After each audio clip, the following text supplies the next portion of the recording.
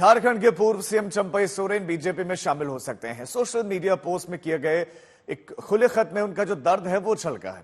चंपई सोरेन ने कहा कि बड़ा बेआबरू करके मुख्यमंत्री पद उनसे छीना गया और अब उन्हें नए हमसफर की तलाश है। उन्होंने झारखंड मुक्ति मोर्चा छोड़ने का औपचारिक ऐलान किया तो केंद्रीय मंत्री जीतन राम मांझी एक पोस्ट करते हैं और कहते हैं कि एनडीए परिवार में आपका स्वागत है। अब सूत्रों के मुताबिक आज चंपई सोरेन बीजेपी के कुछ बड़े नेताओं से मुलाकात कर सकते हैं।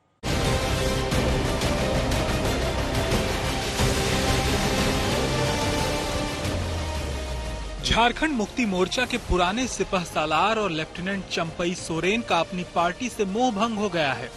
चंपई सोरेन के दिल्ली दौरे को लेकर चर्चाओं का बाजार गर्म है।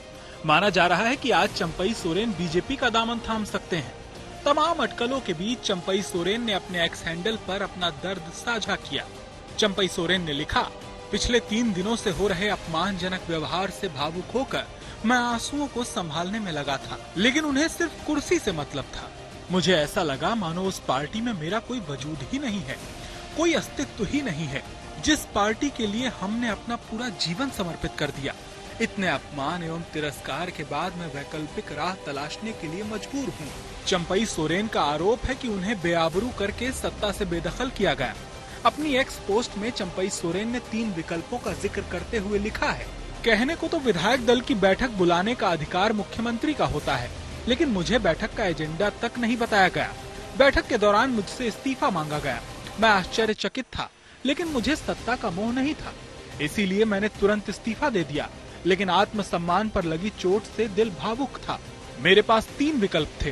पहला, राजनीति से संन्यास लेना, दूसरा, अपना अलग संगठन खड़ा करना, और तीसरा, इस राह में अगर कोई साथी मिले तो उसके साथ आगे का सफर तय करना। उस दिन से लेकर आज तक और आगामी झारखंड विधानसभा चुनावों तक इस सफर में मेरे लिए सभी विकल्प खुले हैं। यानी चंपई सोरेन ने पार्टी छोड़ने का औपचारिक ऐलान कर दिया है। तो वहीं केंद्रीय मंत्री जीतन राम मांझी की तरफ से एक्स हैंडल पर पोस्ट की गई प्रतिक्रिया ने चंपई सोरेन के अगले विकल्प की पुष्टि कर दी है।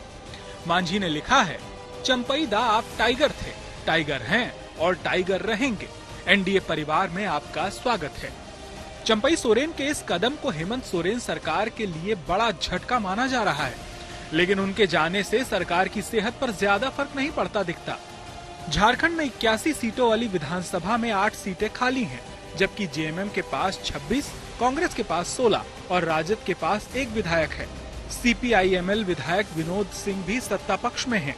विधानसभा में बहुमत लिए जरूरी आंकड़ा है 37 सीट। इधर बीजेपी के पास 23, आजसू के पास 3, एनसीपी के पास 1 और निर्दलीय 2 भी एनडीए के खेमे में हैं।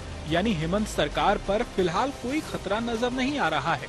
चंपई सोरेन के बीजेपी में जाने की खबरों के बीच हेमंत सोरेन इशारों में बीजेपी को निशाना बनाए और कहा कि घर और पार्टी पैसे के दम पर तोड़े जा रहे हैं। समाज तो छोड़ो, ये घर भी फोड़ने का काम करता है, पार्टी तोड़ने का काम करता है। आए दिन कभी इस विधायक को खरीद ले, कभी उस विधायक को खरीद ले। और पैसा ऐसा चीज है कि नेता लोग का तो ऐसे ही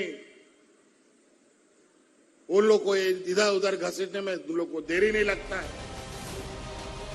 हेमंत सोरेन ने विधायकों की खरीद फरोख्त का आरोप लगाया तो बीजेपी ने उन्हें तानाशाही और परिवारवाद के कटघरे में ला खड़ा किया।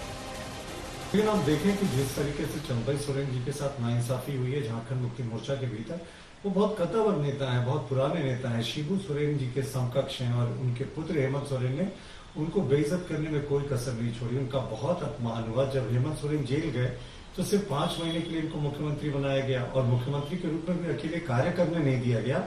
जेल जाना पड़ता था चंपई सोरेन जी को, आदेश लेने पड़ते थे हेमंत सोरेन से, फिर राज्य चलता था। तो केंद्रीय नेतृत्व चाहेगा, चंपई सोरेन जी चाहेंगे तो फिर जो भी निर्णय हो वो स्वागत योग्य है। सूत्रों के मुताबिक चंपई सोरेन शनिवार को कोलकाता पहुंचे और फिर रविवार दोपहर दिल्ली। माना जा रहा है कि बीजेपी के कुछ वरिष्ठ नेताओं से उनकी फोन पर बातचीत हुई और जल्द ही आमने सामने की मीटिंग भी हो सकती है। चंपई सोरेन दिल्ली में 3 दिन रहने वाले हैं। उनके अलावा जेएमएम के 5-6 और विधायकों के भी अलग से बीजेपी के संपर्क में होने की चर्चा है। ब्यूरो रिपोर्ट, आज तक।